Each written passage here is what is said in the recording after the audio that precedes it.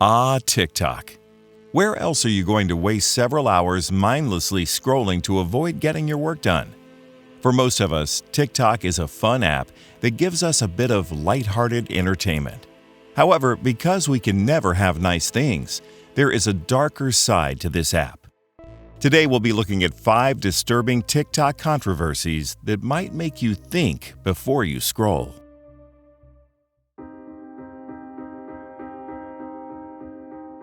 At the beginning of 2020, TikTok user John Picciaferri began posting some unusual content under the handle @JohnsBones. Initially, he caught people's eyes by sharing facts about the human skeleton or showing how certain bones and joints interact. Ferry would appear in video after video, holding various skulls or showing off a literal wall of human spines inside his New York City apartment. He also started to sell his collection of human remains through his company, aptly named JohnsBones. But it wasn't long before people started to wonder just where all these bones were coming from. When comments began to accuse Ferry of grave robbing, he took to the internet to set the record straight, but he ended up setting off a firestorm. Ferry was adamant that he did not acquire the bones through any illegal means, and that he had purchased them from private collectors or companies that mostly originated out of China, India, or Russia, claiming that they were all ethically sourced. However, Ferry had no official documentation to show for his bones, and those who purchased through the JohnsBones website get no documentation or history of the remains in their possession. People began to question how Ferry knew his bones were from an ethical source, since he appeared to have no records. It's also worth mentioning that something that is technically legal isn't necessarily ethically or morally okay. Furthermore, as people dug into Ferry's past, it became clear that he had no qualifications whatsoever, having no formal education in osteology, anthropology, or any related field that would make him a reliable expert.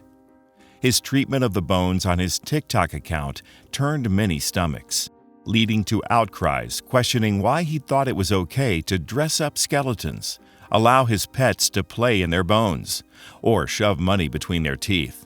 One TikTok user named WasianBari3 commented, "Those were people, not rocks to collect. Have respect." Others also noted that without proper documentation, these individuals were not being treated in the manner that their culture or religion might mandate. For example, Muslims are supposed to be buried facing Mecca, and Ferry has no way of knowing which of his many skeletons might have been Muslim during their lives. Though Ferry likes to assert that he is humane and principled, claiming that he only sells his bones to medical students or institutions and that he gives the remains a dignified purpose, there is no proof to back this up. In fact, YouTube user Ready to Glare tried to purchase bones from his company's website, hoping that she would run into some kind of wall since she is not a doctor or in the medical or educational field. Unfortunately, it was shockingly easy to do, and she encountered no kind of blockade that would bar her, as a private citizen and collector, from buying human remains from JohnsBones.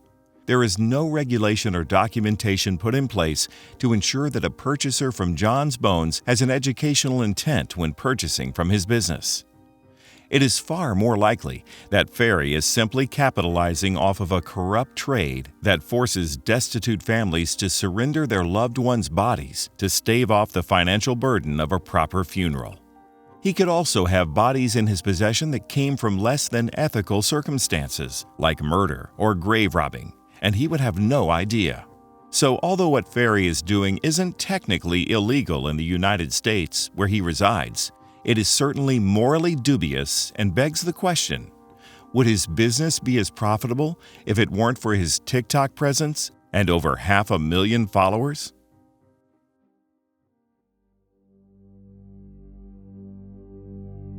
In 2019, a 25-year-old named John Robert Bell joined TikTok under the usernames @JoeRobe and @JoeRobeIRL.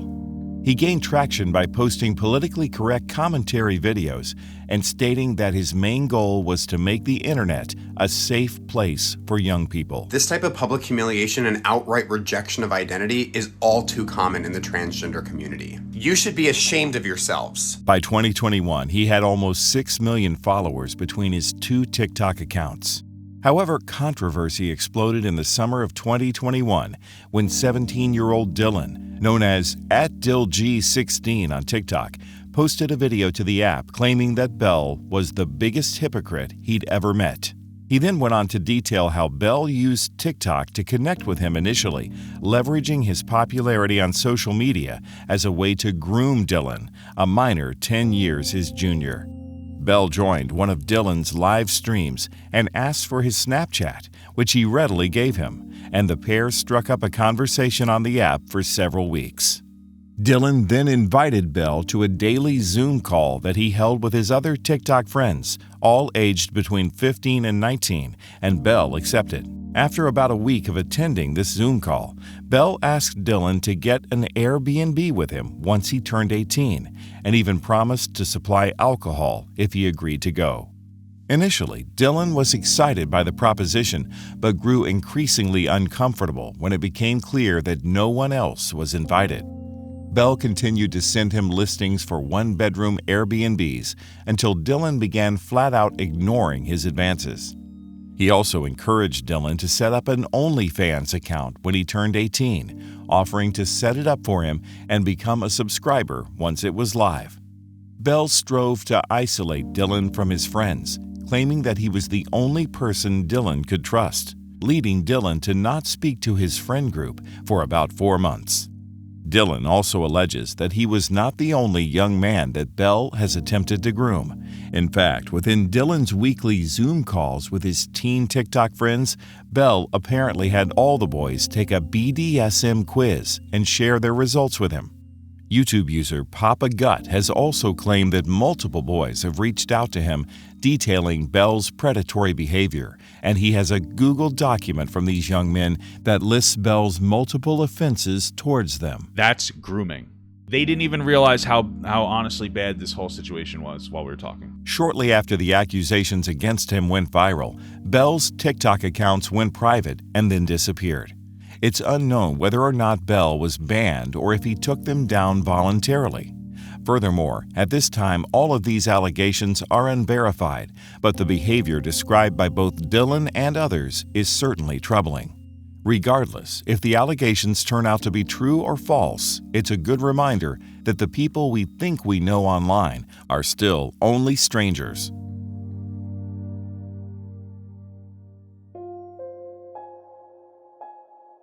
In June of 2020, a group of teens decided to spend their day adventuring around their home city of Seattle. Using the app Randonautica, which generates random geographical coordinates within a certain radius set by the user, the kids found themselves at Alki Beach in the western portion of the city. Whipping out their phones, they began filming the experience for TikTok, and their discovery was later posted on the app under the username @UgHenry. The gang spotted a black suitcase on the rocks below them, and joking that it might contain money, a couple of the teens clambered down to check it out. Upon opening the bag, a horrible stench wafted out, with the teen boy behind the camera remarking, "It stinks, y'all."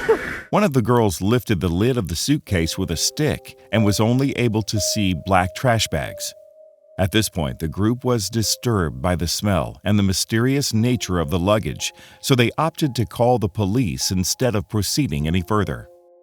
The kids' worst suspicions were later confirmed when the suitcase and a smaller duffel bag discovered nearby were found to contain 2 sets of human remains. Later identified as 27-year-old Austin Winter and 35-year-old Jessica Lewis, the couple had been beaten, shot, and dismembered roughly 2 weeks before they were discovered by the teens. 2 months after the gruesome discovery, an arrest was made. Austin and Jessica's landlord, 62-year-old Michael Lee Dudley, was charged with 2 counts of second-degree murder. Apparently, the landlord was angry with the couple over late rent payments and bringing criminal activity onto his property. The nature of this activity remains unclear, as does the amount of rent that Austin and Jessica may or may not have owed Dudley. He remains in jail with his bail set at $5 million. The way that Dudley disposed of Austin and Jessica's remains is horrifying, and though their killer can now be brought to justice, it remains equally distressing that they were discovered by a group of young people just out having fun.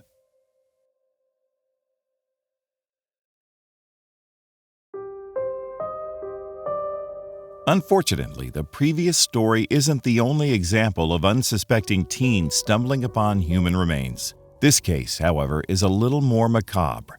In July of 2021, then 17-year-old Bethany Martin and her unnamed 16-year-old friend were out walking in southwest Bexar County, Texas, near the city of San Antonio. The pair came across the body of a 25-year-old man lying in a drainage ditch. Martin then began to film the situation, uploading it to her Snapchat account. Her Snapchat footage showed Martin approaching the man's corpse and removing his necklace. Oh my god, oh my god, oh my god. Oh my god, oh my god. Martin separated the pendant from the chain and threw the chain into a nearby patch of grass. She then handed the ornament to her younger friend, who placed it on her own gold chain to wear.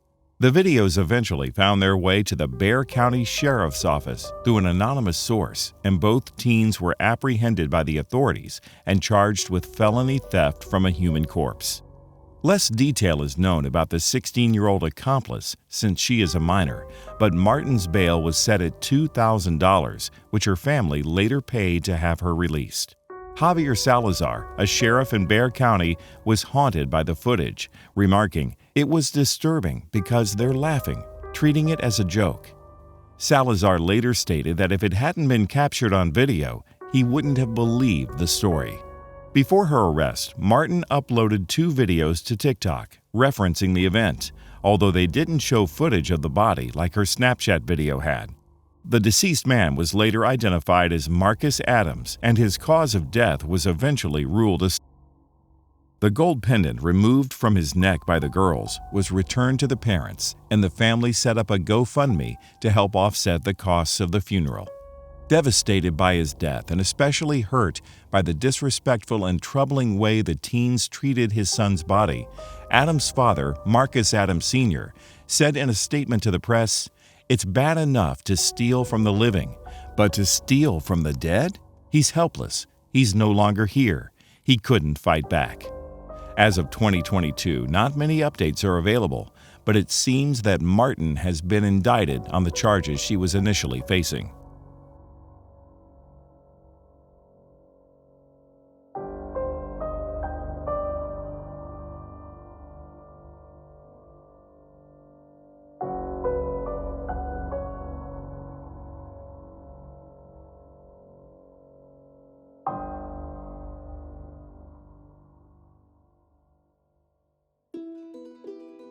In April 2021, friends and family of 45-year-old Daniel Halseth of Las Vegas, Nevada, became concerned when he failed to respond to their calls and texts.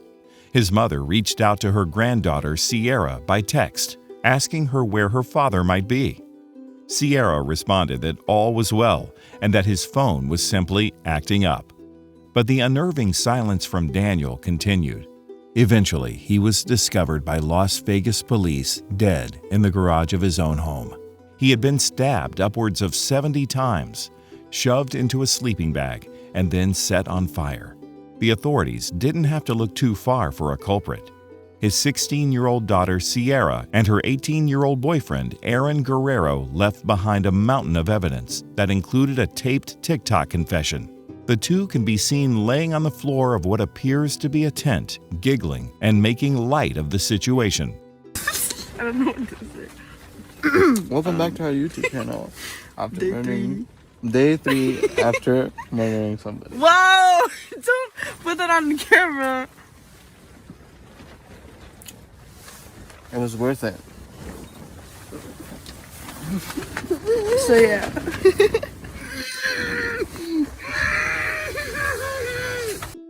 Aside from the TikTok video that was widely circulated, the teens were also caught on security cameras purchasing saws, bleach, and drop cloths before Daniel's murder. And Sierra was caught on an ATM camera using her father's debit card after his demise. Apparently, Sierra and her boyfriend had planned to run away to Los Angeles together towards the end of 2020. But when both teens' parents uncovered their plans, they forbade them from seeing each other. Figuring they had no other way to be together, the pair concocted a plan to kill Sierra's father. The teens were charged with murder, conspiracy, arson, robbery, and fraudulent use of a credit card. Though Sierra is being charged as an adult, neither will face the death penalty. At this time, both have pleaded not guilty to the charges filed, and there are no further updates as of now. Sure, sometimes TikTok can make you do crazy things, but in this case, it seems like TikTok actually helped to catch a pair of cold-blooded killers. Day 3 after murdering somebody. Wow! Don't put that on the camera. It was worth it. So, what did you think of these 5 controversies? Is there a TikTok scandal that we missed? Drop it in the comments below. As always, thanks for watching.